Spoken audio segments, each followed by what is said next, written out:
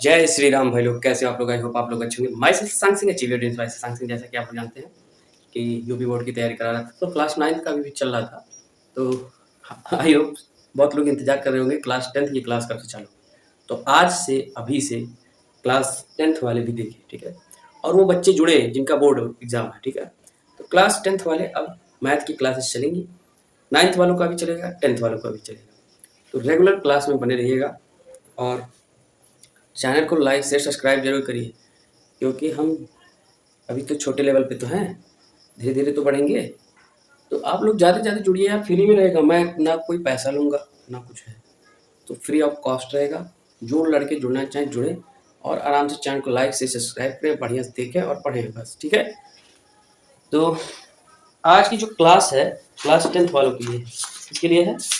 Class 10th वालों के लिए।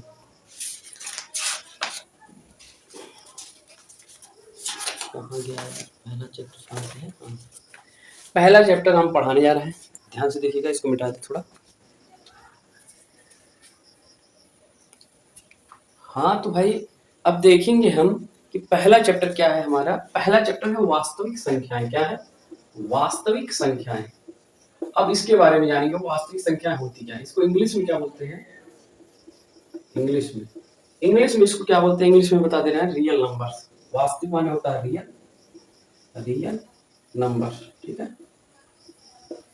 रियल नंबर्स होता है इसका मतलब। वास्तविक संख्याओं का मतलब होता है रियल नंबर। वास्तविक संख्या क्या होती है? जो एकदम दिखाई पड़े, मतलब जिनको गिन लिया जाए, 1 2 3 4 5 6 7 8, तो मुझे नहीं याद, ठीक। तो यही होती हैं वास्तविक संख्याएं। -1 -2 -3 -4 ये भी वास्तविक संख्याएं होती हैं। √3/2 √4/2 ये भी वास्तविक संख्याएं होती हैं, ठीक है। तो वास्तविक संख्याएं किसे कहते हुए लिखो? परिमेय या अपरिमेय संख्याएं। इसका परिभाषा लिखते हैं, परिभाषा, ठीक है। इसका परिभाषा लिखते हैं, डेफिनेशन इसको बोलते हैं, डेफिनेशन, ठीक है। डेफिनेशन इसका लिखेंगे, परिमेय या अपरिमेय संख्याएं, परिमेय या अपरिमेय संख्याएं वास्तविक संख्याएं कहलाती हैं। वास्तविक संख्याएं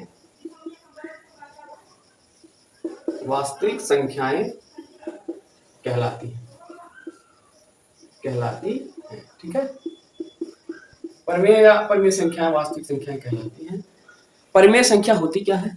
अब देखो, परिमेय संख्या क्या होती है? परिमेय संख्या, हेडिंग डालो, परिमेय संख्या के बारे में जान लेंगे। तो परिमेय संख्या होती क्या है? परिमेय माने होता है जिसको भिन्न के रूप में लिखा जाए। क्या भिन्न के मतलब? भिन्न के रूप में लिखो ऐसी संख्याएं, क्लास 10th वाले यूपी बोर्ड के बच्चे जरूर जोड़ेंगे, बढ़िया से एकदम पढ़ा रहे, कॉन्सेप्ट एकदम क्लियर करके।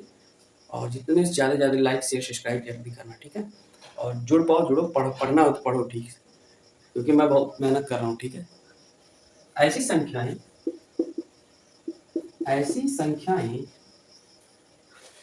जिनको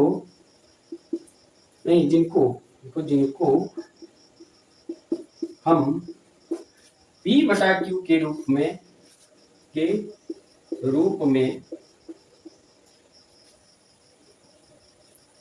निरूपित करें या लिख सकें,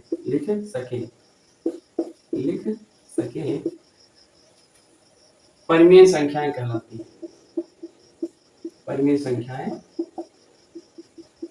कहलाती हैं।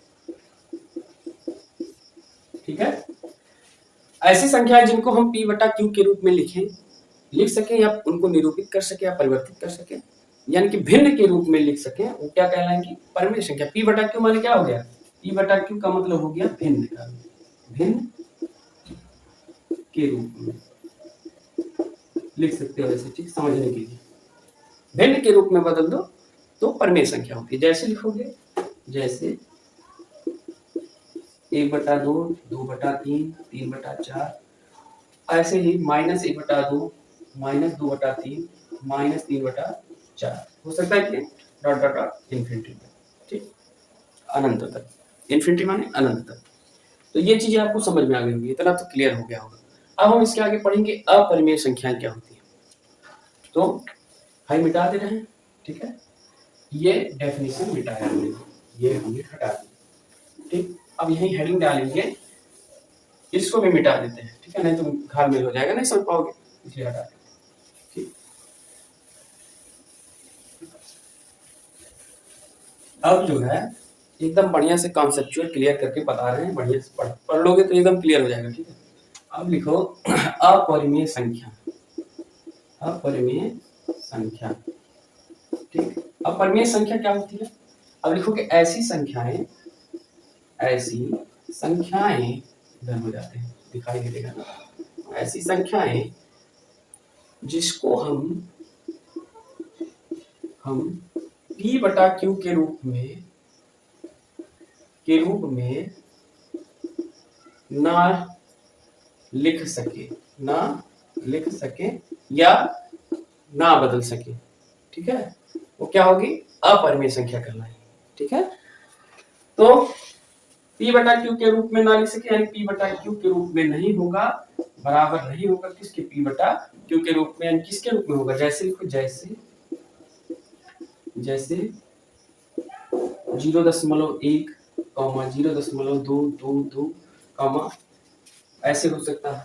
और क्या हो सकता है? करणी में 1/2 या करणी में 2, करणी में 3, ये सब क्या है? अपरिमेय संख्या। करणी में 5, ठीक, ये सब अपरिमेय संख्या के उदाहरण।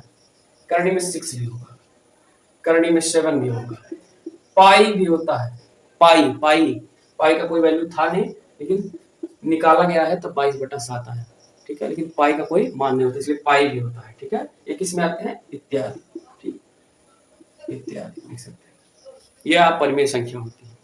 तो यहां तक आपको क्लियर हो गया होगा कि परिमेय संख्या क्या होती है और अपरिमेय संख्या क्या होती है। अब जो है आपको पूर्णांक संख्या बताए थे 9th वाले चैप्टर में कि एक होता है धन पूर्णांक, एक होता है ऋण पूर्णांक। धनात्मक पूर्णांक क्या होता है? 1 2 3 4 5 6 7 8, या 1/2 1/3 1/4, ये सब क्या है? धनात्मक पूर्णांक। -1 -1 -2 -3 -4, ये सब क्या है? ऋणात्मक पूर्णांक, ठीक। शून्य क्या होता है? ना तो जीरो, ना तो धन होता है, ना ही ऋण होता है, इतना मैंने बता दिया था। नहीं होगा तो प्लेलिस्ट बना, वहां जाके आप लोग देख लीजिएगा, नहीं देख पाएंगे तो डिस्क्रिप्शन बॉक्स में मैं डाल दूंगा प्लेलिस्ट का लिंक, ठीक, आप लोग उसको ओपन करिएगा और देख लीजिएगा। यहां तक हो गया।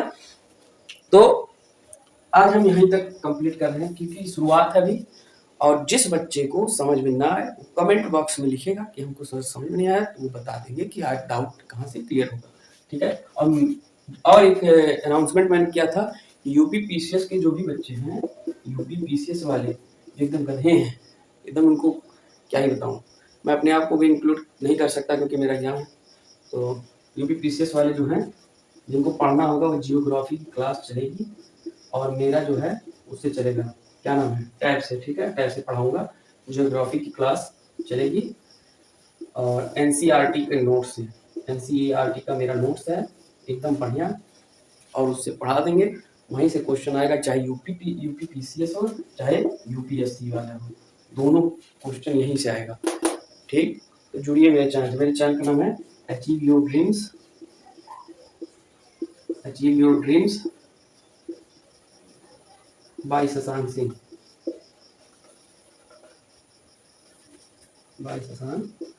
ठीक है।